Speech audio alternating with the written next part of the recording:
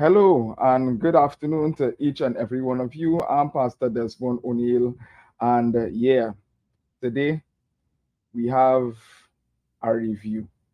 We have a review.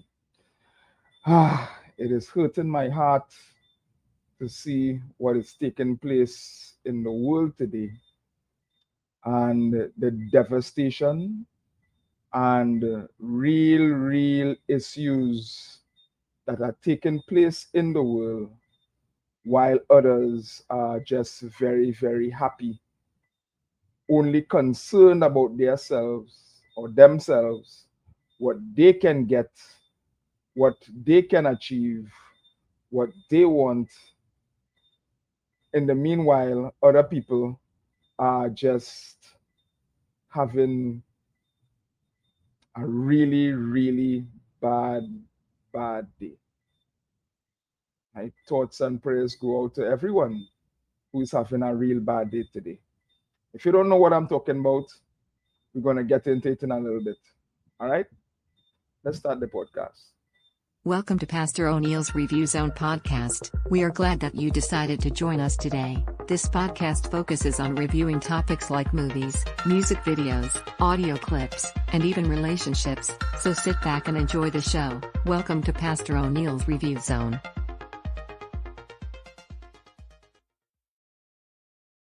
All right, so good afternoon, good morning, good evening, good night, wherever you are joining us from. Welcome to Pastor ONeil's Review Zone. Today, we are going to be taking a look at the disaster in Maui, and we are going to juxtaposition that with the modern day dating. Seems like two completely opposites, but can we learn from each other? Is there a crossroads between these two seemingly distant uh, distant items? Is there a distance between what is taking place on the island of Maui and also what is happening in today's dating world? All right. And as I said before, for those who want to know, well, Pastor, why are you concerned about this? What is the interest you should be seen about other things? But I want you to know that the building block of any society is the family, and God intends for the family to be the base unit. God takes such pride in, in the family that anything that tries to break it up, God brings judgment upon that. Women that were caught in adultery were to be stoned. Thank God for Jesus Christ.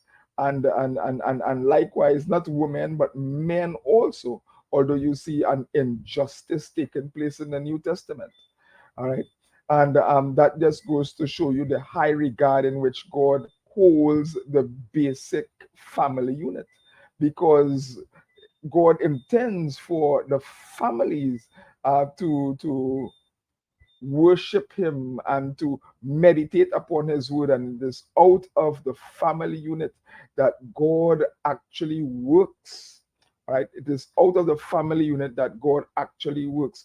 Out of the family unit, you have the priest for the home, you have the prophet for the home, the man. Out of the family unit, you have the whole idea of the teaching. God said that let the word of God be like frontlets before the eyes of your kids. Teach them when they go out, teach them when they come in, and that sort of thing. All right. So the basic of any society is the family.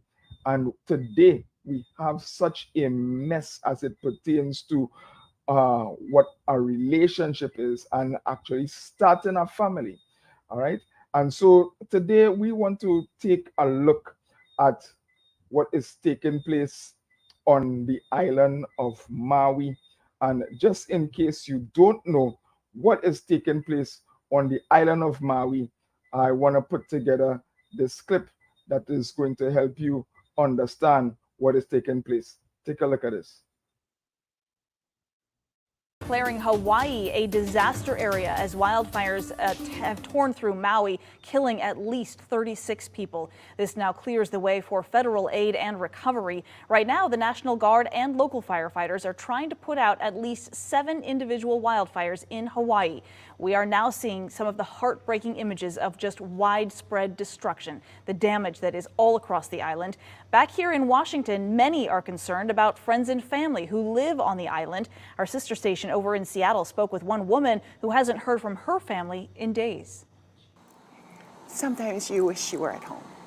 Not that you can do anything, but it's family there. If you call their cell phones right now, there's no cell service. Officials say Lahaina's phone lines are all down right now as the fire ripped through parts of that city. Closer to home, a flight from Maui landed at SeaTac just this morning. Passengers on that flight spoke about what it was like on the island. One couple from Denver said they feel lucky to have gotten out safely, and they hope those who are still there will get the help they need. We're so sorry, and that it's, nobody could have predicted this, and we hope that people step up and give help and that they're able to rebuild. And I hope people are okay. They're not okay, but I hope that they're able to get resources at least. The fires are being fueled in part by Hurricane Dora, which is churning hundreds of miles south of Hawaii, but still the winds on Maui have reached more than 50 miles an hour. And as more resources pour in there, officials are fearing the death toll could continue to rise. CBS correspondent Billy V has the latest now from Honolulu.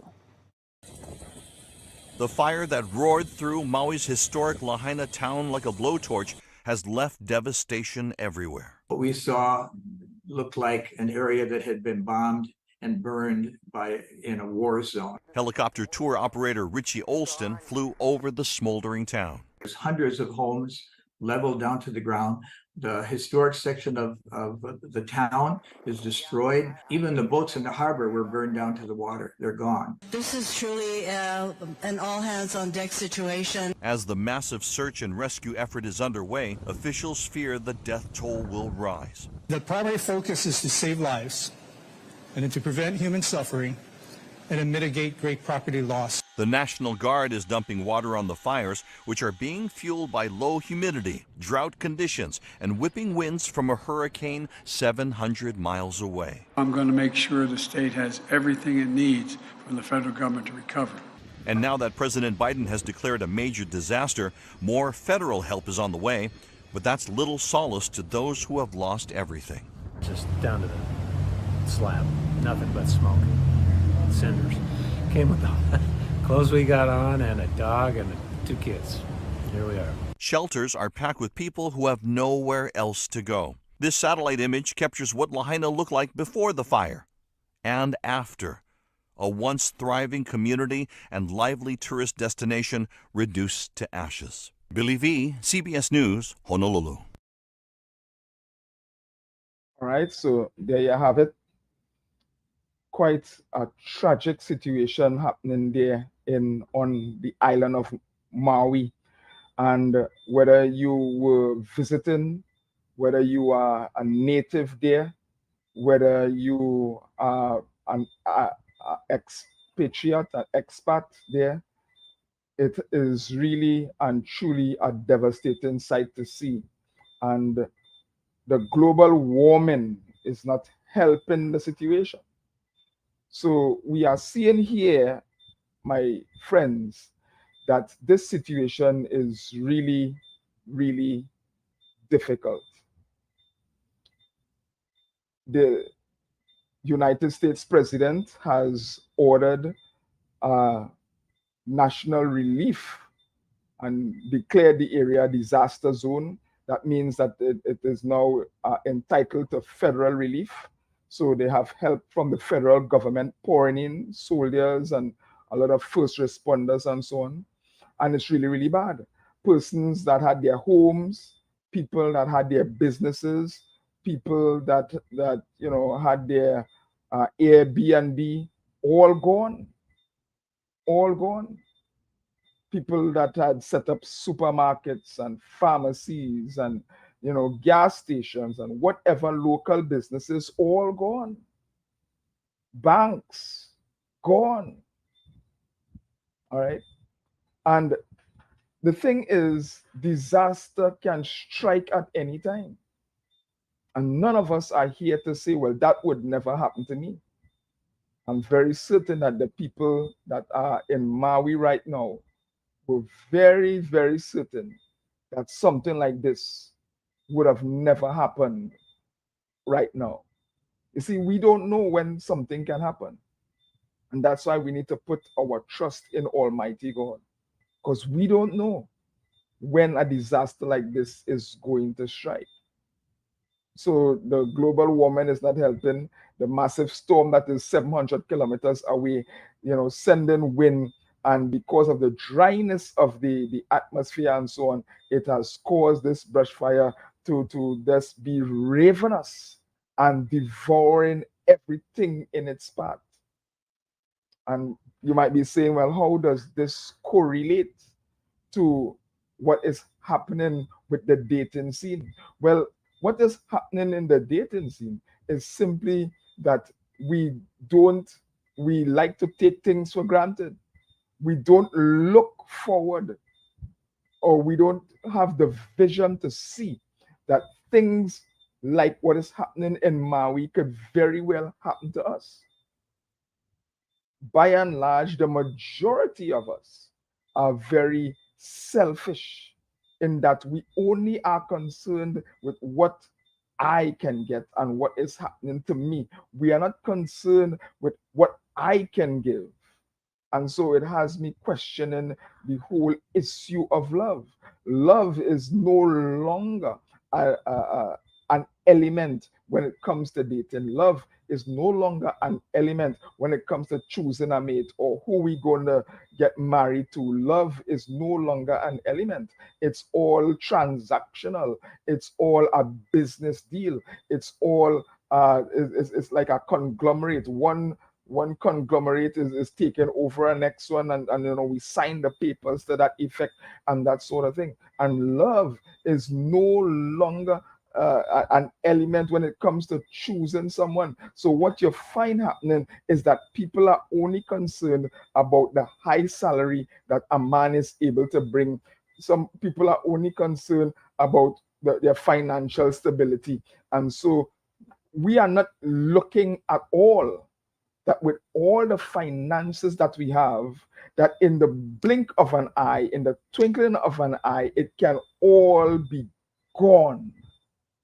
In the Bible, there was such thing that happened to a man by the name of Job. Job had everything. He would have been considered a multi-millionaire, a high-value man by today's standards. All right. Job had so much of money that he would give to his daughters and give to his sons, and whatever they needed, they didn't have to work. He had servants, and he had servants over servants, and he had camels and goats and oxen, and the guy was rich, man. And in the blink of an eye, he lost everything. Let me ask the woman, and you might find me coming into the woman more because here's the thing: by and large, men are still providers, protectors.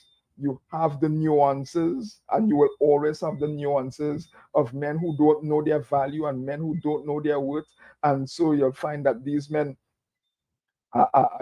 those are the nuances. But by and large, men are the protectors, men are the providers. So by and large, the men are actually fulfilling God's purpose, God's plan for us to be providing, for us to be protecting, for us to be visionaries, for us to leave a legacy and replenish the earth and that kind of thing. But the women, on the other hand, especially due to modern day feminism,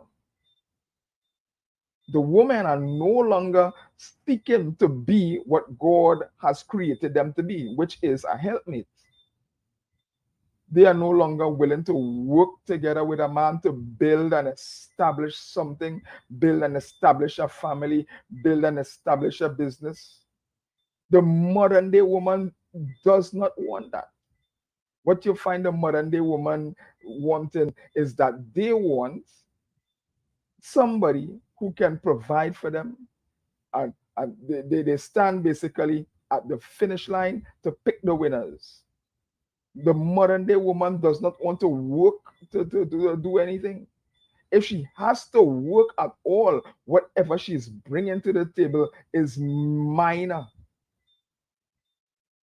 If she has to work to help the family in any way, she only wants to contribute either 10 or 20, maybe 30% for the most. So the guy has to bring the lion's share.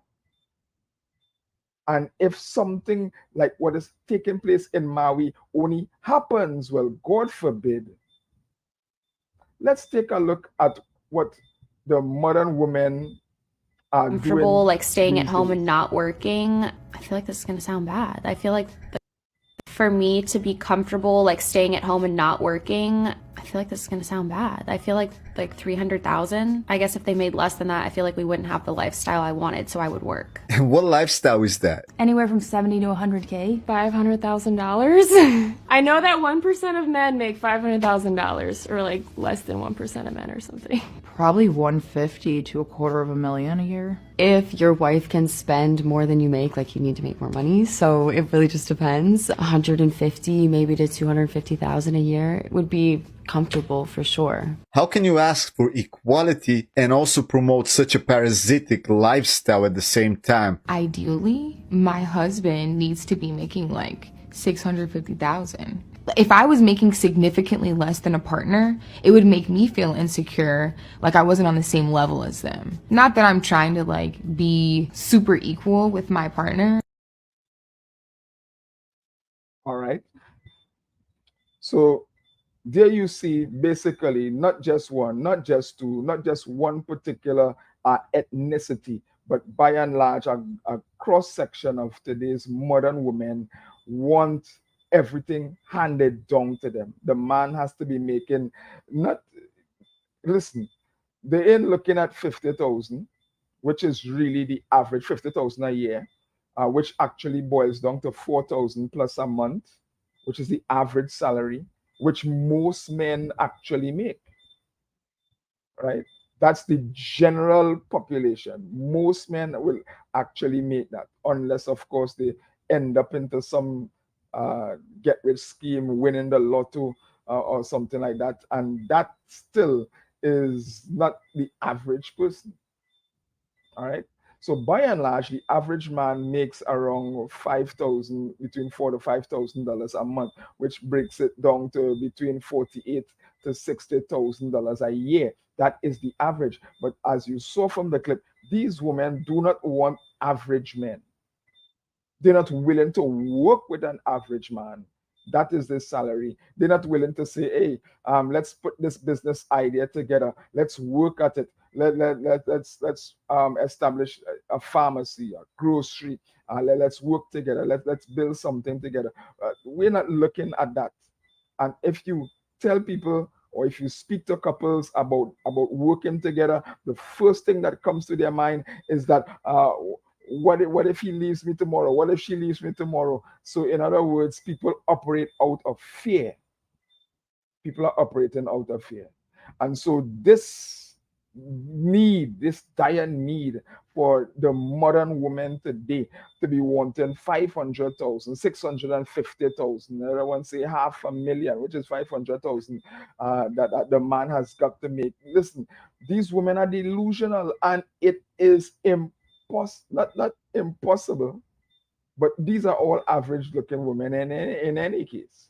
So I am going to say it is impossible for them to find somebody like that. Do women get somebody like that? Yes, it is it the rule though.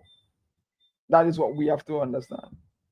And so what I am saying here is that the average modern day woman is quite delusional into thinking that their partner is whoever they deem or whoever they want is going to be making this kind of money. It have men that do make this kind of money, but they are in the rare 1 or 2% for the most worldwide. They are in the rare where the air is rare, they are in the rare minority. And so you find that that between all of the average women and even the high value women, and I'm not talking about women that make similar money and that kind of thing. Those are not the high value women. I'm talking about sex appeal. I'm talking about submissiveness. I'm talking about the willing to work together with a man. All right. You have all of these women coming together now, and all of them are looking for that 1%. So we have the issue now of all of these women want these men to provide all of these things. They are not willing to work together. And so if they are not willing to work together with the man, my question is, if, let me just say, you are married, you get your heart's desire, the man is making 500,000, and now that you are married, you're in the situation like what has happened on the island of Maui. You're in that situation, and the man loses all of his investment. He loses all of his property, and now he is less than the average man. What are modern day women going to do? That's the question. Because we have been, I don't know where this teaching is coming from, but who is teaching our women that they are esteeming money and finances higher than a person? They are rating money and finances more than they rate integrity. They are rating money and finances more than they would rate personalities, a person with vision, a person who loves God and will pray for you instead of trying to beat you up and do all manner of things against you and that sort of a thing. So that is what what we find happening. And if you would refer back to my previous podcast, I would have said that the spirit of harlotry. And if you don't know what a harlot is, a harlot is simply a prostitute. So what we have today in today's world is that we have the prostitute type mindset that is actually governing dating, marriage, and relationships, and it's a spirit that is in the world. And I'm just trying my best here to highlight to us that we are growing up our young women basically to be prostitutes. And people will not agree with me, but basically that's what it is. Because a prostitute is a prostitute will not fall in love with the person that she's interested in. It is impossible. That's their job. And although you will find plenty of them saying that it's hard for them to find love, which man on the face of the earth is going to marry a prostitute or a harlot?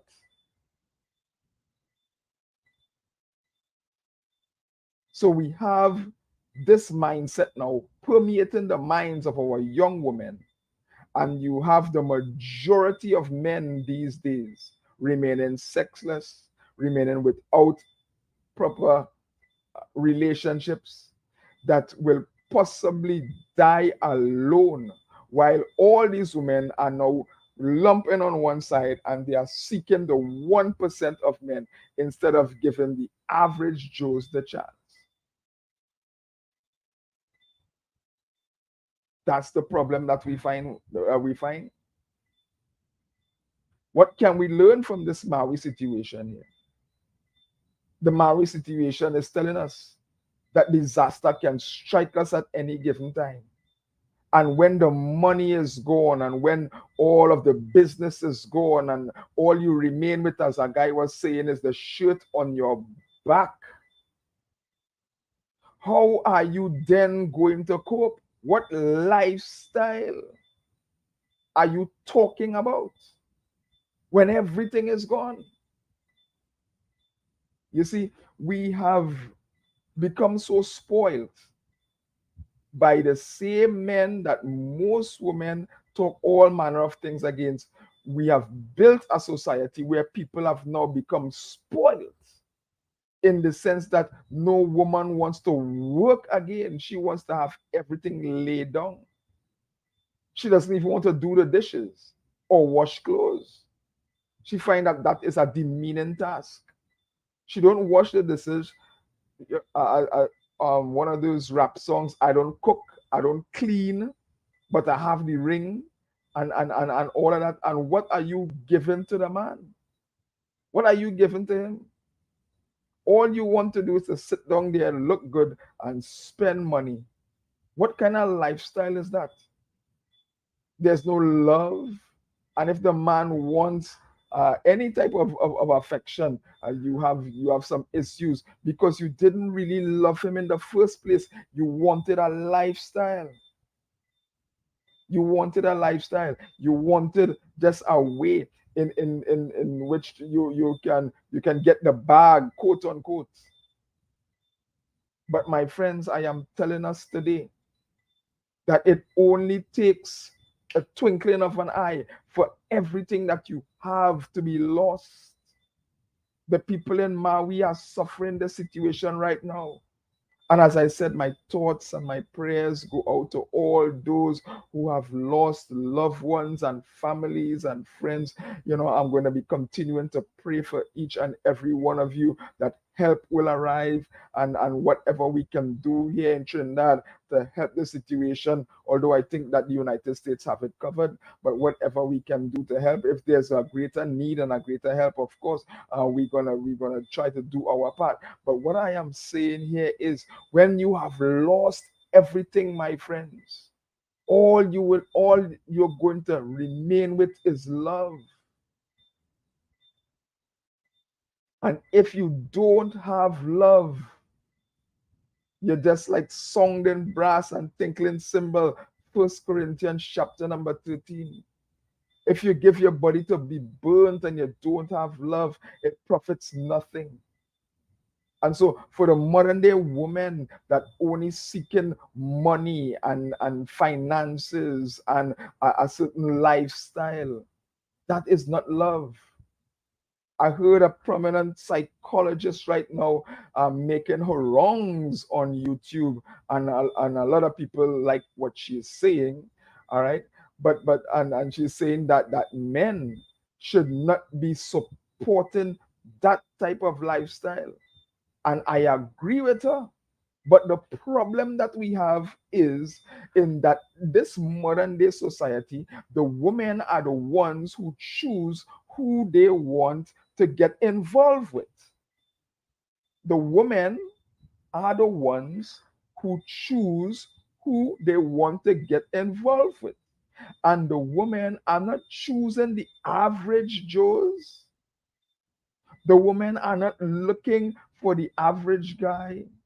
The women are not looking for that. They are looking for the guys who are making 1% finances. They are looking for the guys who can carry them on trips, who can fly them all over the world, who can bring them here, bring them there. They're looking for the men who can fly them to Paris and buy them a Gucci bag. They are looking for the men who can fly them out to exotic destinations, Seychelles and the Maldives and all of these exotic locations. That's what the modern day women are looking for. But listen to me, it is a pie in the sky. And many women are reaching what is proverbially called now the wall. When you had your time of fun, your hot girl summer and all of that, you had your time of fun, and now you're looking for a real relationship after you have been spent worse than a Visa card.